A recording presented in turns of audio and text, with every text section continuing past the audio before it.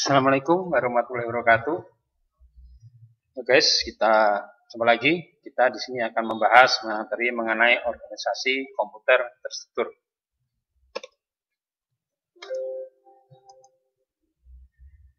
Oke. Untuk perkuliahan hari ini, materi tentang organisasi komputer terstruktur, yaitu metode perkuliahan dengan menggunakan Zoom atau Gmeet, atau Jmeet, ya. Kemudian ada bentuk kerja kelompok, uji kompetensi, dan UTS dan UAS. Referensinya bisa menggunakan buku ini, bisa Anda cari secara online. Struktur Computer Organization dari Andre S. Tannenbaum. Gambaran dari materi mata kuliah ini yaitu kita bahas di awal mengenai pengertian organisasi, komputer, struktur, dan sejarahnya. Kemudian setelah itu kita lihat struktur dari dan tujuan dari tentang materi tentang organisasi komputer. Kemudian kita bahas detail tentang blok sistem komputer dan bagaimana mengimplementasi dari organisasi blok-blok sistem komputer tersebut. Nah, sekarang kita lihat definisinya. Definisi dari organisasi. Organisasi adalah pengertian dapat diartikan sebagai dua atau lebih orang yang berada dalam satu wadah yang sama dan memiliki satu tujuan.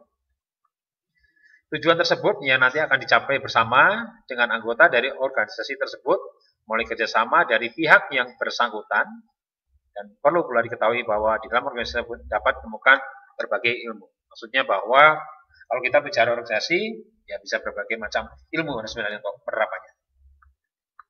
Itu definisi organisasi. Kemudian definisi komputer. Komputer adalah alat yang dipakai untuk mengolah data dan menurut prosedur yang telah dirumuskan. Itulah satu komputer. Kata komputer itu sendiri pada awalnya dipergunakan untuk membubarkan orang yang pekerjaannya melakukan perhitungan aritmetika dengan atau tanpa alat bantu. Tapi dalam arti kata ini dipindahkan kepada mesin itu sendiri. Jadi proses untuk perhitungan matematika dipindahkan ke mesin. Kalau kita bicara komputer, sering juga berbicara tentang informasi, yaitu bahwa asal mulanya pengelolaan informasi hampir eksklusif berhubungan dengan masalah aritmetika. Tetapi komputer modern sekarang banyak juga tugas yang tidak berhubungan dengan matematika. Jadi ini maksudnya pada awalnya bahwa komputer itu lebih banyak untuk kasus yang berhubungan dengan matematika, tapi pada implementasi saat ini bisa digunakan untuk fungsi-fungsi yang bukan non-matematis, ya. Nah, bukan maksudnya di bidang ilmu matematika. Kemudian ada kata terstruktur, ya. Terstruktur adalah dalam keadaan disusun dan diatur rapi. Itu terstruktur. Nah, coba kita lihat ini satu sepeda, ya. Sepeda di sini ada roda, Anda lihat di sini, ya. Kemudian ada apa lagi di sini, ya? Ada untuk ini bannya, ya. Ini bannya, ya. Kemudian ada gearnya, ya. Dan seluruh material-material lain. Ini artinya adalah ada suatu bentuk bagian-bagian, ya, bagian-bagian yang bagaimana kita mengorganisasi menyusun ini dengan tujuan supaya ini bisa menjadi satu bentuk alat transportasi. Jadi ini dikumpulkan yang masing-masing punya peran sehingga nanti bisa menjadi satu bentuk alat transportasi yang disebut dengan sepeda. Ya, dengan bagiannya ada saddle, ya, ada top tube, ada head grip, ada stem, ya, disc brake, master disc brake, gitu, crankset, chainring, chain, dan sebagainya. Kalau kita bicara organisasi, juga kita sering terbayang disebut namanya organisasi perusahaan. Di situ ada direksi, direktur utama, direktur keuangan, ya, direktur personalia, manajer, dan seterusnya. Jadi ada bagian-bagiannya di sini, ya, yang terlibat di dalam satu organisasi untuk mencapai tujuan dari perusahaan tersebut. Nah, kalau kita bicara bangunan, ya, bicara bangunan, di sini bagaimana mengurus satu bangunan, ya. Nah, di sini tentunya kalau kita bicara bangunan, di sini akan terbayang rumahnya mau tipe berapa, gitu ya, rumahnya mau tipe berapa, luas tanahnya ada berapa, kemudian material-materialnya mau seperti apa, kemudian arsitektur yang mau digunakan seperti apa. Nah, tentunya tidak lepas dalam satu mengoperasi bangunan ini, nanti ada bicara lebih detail, fondasi misalnya ini bangunan tingkat 1, berapa tingkat, 1 tingkat, 2 tingkat, dan seterusnya. Nah, tentunya nanti akan melihat di sininya, fondasinya. 1 tingkat tentunya akan berbeda dengan 2 tingkat, dan berbeda dengan 3 tingkat, dan seterusnya. Begitupun dengan atapnya. Ya, nanti juga akan berbeda, gitu ya. Jadi artinya mengorganisasinya pun jadi berbeda. Kemudian dalam satu bangunan ada juga nanti pekerja-pekerja yang dilibatkan. Ya, pekerja yang dilibatkan untuk bisa membuat bangunan ini bisa tercapai. Sehingga dari bangunan ini nanti akhirnya apakah nanti mau model seperti ini atau seperti ini atau model yang lain. Nah, ini kalau ini kita sebenarnya sudah bicara ke arsitektur, ya. Di sini ada organisasi, ada arsitektur. Jadi kalau bangunan arsitektur lebih kepada modelnya mau apa ini, ya. Tapi organisasi kita tidak berbicara entah nanti modelnya mau seperti apa. Yang pasti pada prinsipnya ada basicnya dalam satu bangunan, ada fondasi, ada dinding, sama ada atap minimal. Ya. Dan tiap bagian itu akan masing berbeda-beda. Kemudian, nah ini kita bicara komputer. Nah, kalau komputer di sini berbicara ada nanti hardware-nya, ya. Ada bicara hardware-nya, ada alunya, ada input, ada output, ada RAM sama ROM. Terus ada mekanisme software-nya, instruksinya. Nah, tentunya dalam menghubungkan ini menjadi bentuk suatu organisasi yang nanti akhirnya bisa digunakan. Di sini ada terbagi-bagi nanti ya dari referensi yang punya Tannenbaum, ya. Jadi di sini ada nanti digital logic level, microarchitecture level, instruction set instruction level, operating system level, assembly language level, dan programmatic language level. Artinya kalau di user sudah berbicara di posisi di sini, ya, di sini. Ya. Nah, tapi kalau kita organisasi tentunya tidak hanya memberikan di posisi ini, ya, tapi memberikan di bagian-bagian ini. Dan bagian-bagian inilah yang nanti sebenarnya bagaimana organisasi untuk misalnya jadi di HP, gitu ya, atau bisa jalan di komputer, ya, atau digunakan untuk mengontrol mesin industri. Ya, ini bagaimana mengorganisasinya, tentunya nanti akan bisa jadi berbeda-beda untuk tiap ini. Ya, ini. Milestone, ya, milestone dalam satu sistem komputer, ya, di sini kita melihat dari generasi-generasi perkembangan komputer. Ya. Jadi komputer generasi ke-0, yaitu tahun 1642 sampai 1945, komputer generasi pertama, vacuum tube, ya, yang menggunakan tabung, ya, tabung 1945 sampai 1955. Komputer generasi kedua ini kalau salah sudah menggunakan transistor 1955 1965. Komputer generasi ketiga menggunakan IC, ya, 1965 sampai 1980. Komputer generasi keempat ini sudah menggunakan mikro, ya, komponen yang lebih kecil lagi dari IC, ya, PLC, ya, nanti kita lihat itu 190 sampai tanda tanya artinya sampai saat ini sebenarnya masih digunakan generasi keempat. Dan secara bersamaan muncul juga komputer generasi kelima, sering disebut sebagai invincible komputer. Ya. Nah, sekarang coba kita lihat ya satu persatu.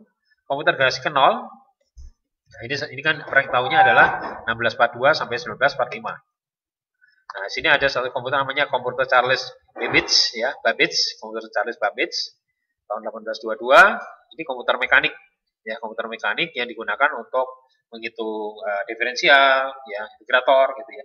Ini menggunakan komputer, tapi komputernya mekanik, jadi digerakkan dengan mekanik. Ini tahun 1822. Ini dimasuk generasi komputer ke-0. Kemudian komputer generasi ke-1, nah ini sudah ditemukan listrik dan sudah dibuat suatu arsitektur, ya, jadi von Neumann mesin, ya. Nah, di sini adalah komputer Enigma. Nah, von Neumann mesin ini adalah sebenarnya menjadi basic, ya, basic organisasi dari komputer yang kita gunakan saat ini. Ya, ini salah satu diterapkan di komputer Enigma, ENIAC, ya. Nah, ini ada control unit, ada memori, dan ada alunya. Ya. Jadi kalau kita lihat, inilah sekarang menjadi basic komputer-komputer yang saat ini digunakan. Ada input, ada outputnya. Nah, ini vacuum tube seperti ini bentuknya.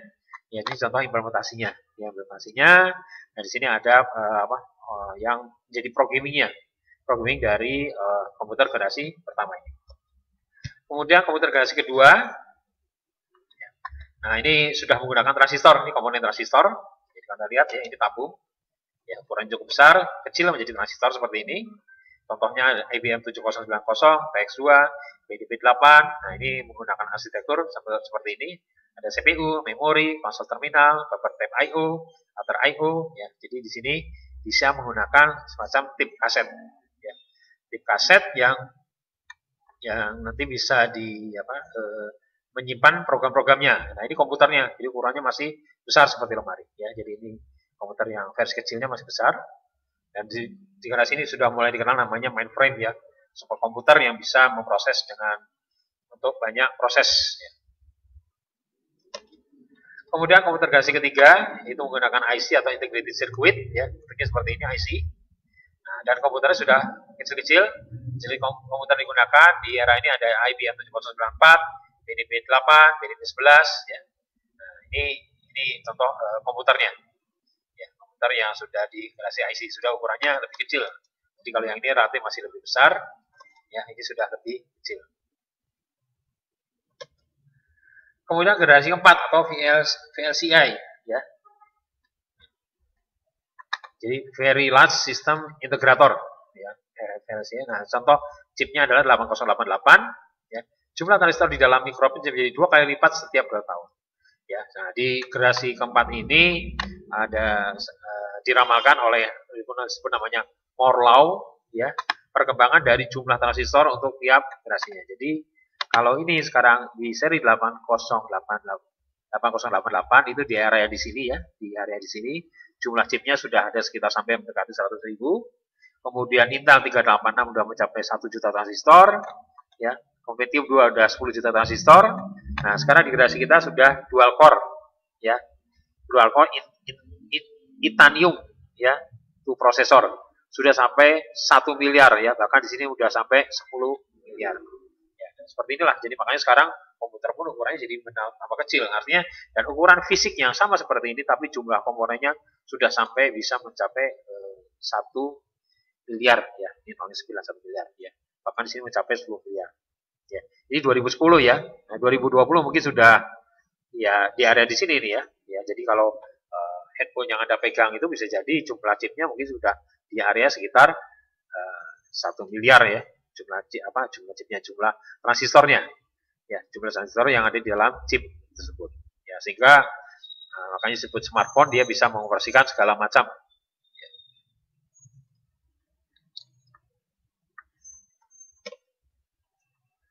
Nah, kemudian komputer generasi kelima atau invisible komputer.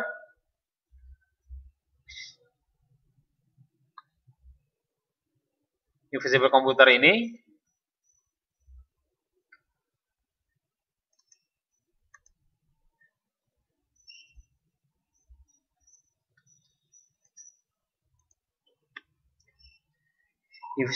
atau generasi kelima ini komputer itu sudah berbasis AI dan quantum leap. Nah, ada komputernya udah sangat komputer kuantum, ya, udah tingkat level atom, ya, yang disebut dengan chipnya itu. Sehingga seolah-olah kalau digambarkan di sini ada bersalaman dengan komputer, ya, gambarkannya. Jadi ini komputer itu yang orang ada kepalanya, bukan maksudnya orang dikasih chip ya, tapi komputer yang sudah seperti orang gitu ya, sehingga seolah-olah Anda bisa bercakap.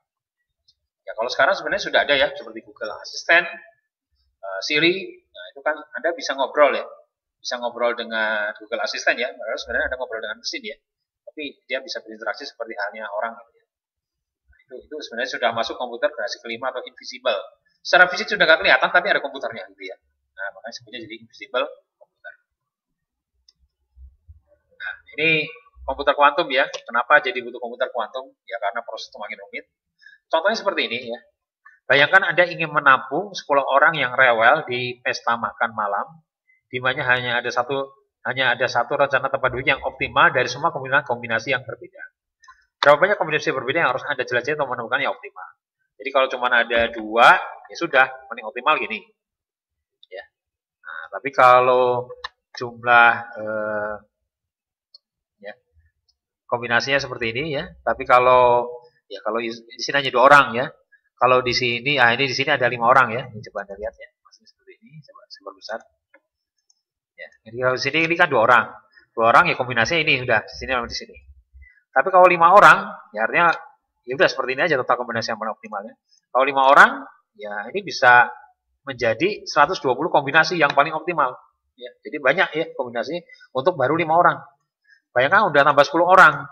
Nah, ini sudah mencapai 3.628.800 kombinasi yang mungkin untuk duduk di kursi yang di rumah makan tersebut. Ya, jadi kan kombinasi yang harus Anda jelajahi menemukan optimal. Jadi yang optimal ada makin banyak. Tentunya kalau ini tidak dengan komputer kuantum, komputer yang bisa sangat cepat memprosesnya, maka menjadi sangat berat sekali untuk memproses seperti ini.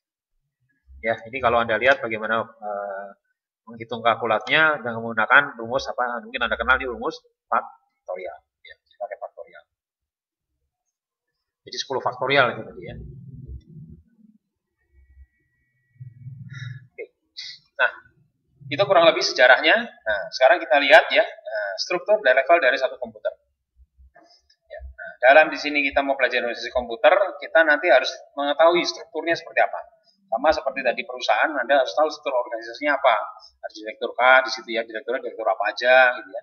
Ini juga sama di level dari satu komputer. Di sini nanti harus Anda melihat strukturnya dari komputer tersebut. Nah, di komputer ini strukturnya ada terbagi atas 5 level, yaitu digital logic level, ya. Nah, ini di bagian perangkat hardware ada micro arsitektur level, ya. Nah, di sini adalah bagian mengintegrasi program atau nanti mengeksekusi. Kalau ini hardware-nya, ini instruksinya. Kemudian ada instruction set arsitektur level, ya. Nah, di sini ada instruksi-instruksinya, ya. Instruksinya ini, nah, nanti masuk ke sini, masuk ke mikroarsitektur, kemudian dijalankan di sini ya. Nah, ini berarti ada bagian nanti harus bahas instruction set arsitektur level, seperti bagaimana mengorganisasinya. Ya, digital logic level, bagaimana mengorganisasinya. Mikroarsitektur level, bagaimana mengorganisasinya. Kemudian di atas lagi ada operating system machine level. Ya, ini kita kenal dengan Windows gitu ya. Windows sekarang Windows 10, Windows 11, ya, Linux, iOS ya. Ini masuk di level 3 dalam satu organisasi komputer. Ya, jadi komputer yang mau kita gunakan harus sudah terpasang ini operating system machine level. Nah, dari operating system machine level inilah nanti dia bisa mengatur bagian-bagian bawahnya di sini. Ya. Kemudian untuk bahasa di sini ada assembly language level. Nah, ini bahasa kepada bahasa istilahnya bahasa pertengahan ya. Kalau di sini ini bahasa mesinnya lah ya. Bahasa mesinnya untuk nanti bisa menjalankan operasi-operasi di komputer. Ya. Kemudian ada problem oriented language level. Nah, ini mungkin di levelnya di level bahasa programming ya. Anda sudah kenal bahasa C, ya, bahasa Python dan sebagainya. Anda berada di posisi kalau organisasi di level 5. Ya, nah, ini semua yang nanti akan kita bahas di mata kuliah ini ya, di level-level ini semua. Ya, tentunya kita pembahasannya nanti akan tidak secara detail, teknis banget gitu ya. Teknis sekali, tapi paling tidak secara umum dari masing-masing bagaimana mengorganisasi di level 0, level 1, level 2, 3, 4, 5, dan seterusnya. Jadi ini strukturnya seperti ini. Oke, nah, jadi, oke, secara umum ya. Jadi kalau kita bicara komputer secara global keseluruhan, ada bagian prosesor, ada bagian primary memory, ada secondary memory, dan input output. Nah, ini poin yang paling fisik ya. Jadi kalau melihat di sini sebenarnya ya ini prosesor ini sebenarnya di sini ya. Kalau saya kembali ke sini dulu, yang tadi kita lihat. Nah, ini.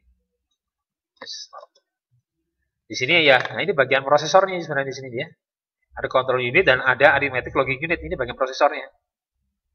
Ya, kemudian ada bagian memorinya, ada bagian input output. Nah, ini kalau kita bicara satu komputer.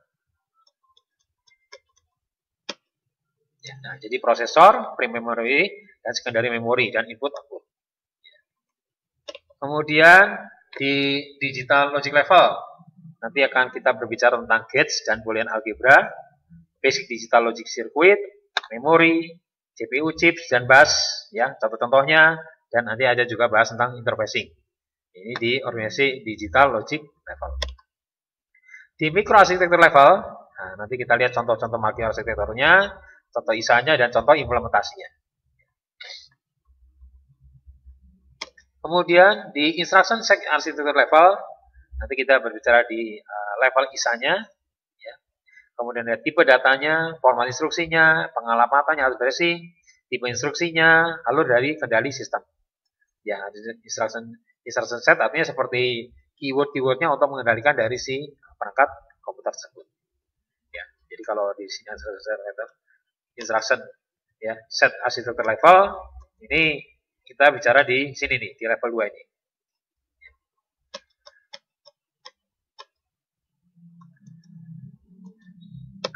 Kemudian di operating system level, nah di sini kita nanti akan berbicara tentang masalah virtual memory, virtual I/O instruction, dan contoh operating system.